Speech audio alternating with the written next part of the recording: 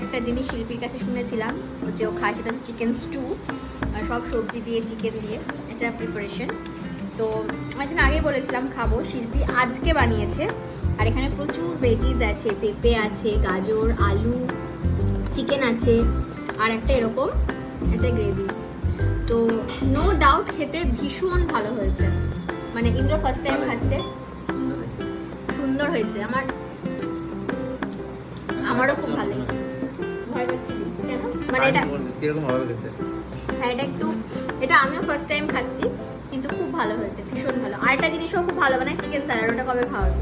আসলে এগুলো আমি খাই যখন মানে আমার কোনো অপশন থাকে না, আমার খেতেও ভালো লাগে। হ্যাঁ, মানে আমি খুব একটা ওই তেল ঝাল মশলা মানে ওই তেল ঝাল মশলা খাবার একঘেয়ে খেয়ে খেয়ে হ্যাঁ, আমি এটা পুরোপুরি একটা স্বাদ বদল। আর এটা আমরা ব্রেড দিয়ে খাচ্ছি, হ্যাঁ। মেনলি ব্রেড দিয়েই খাই। সো ভীষণ ভালো হয়েছে, ভেরি নাইস।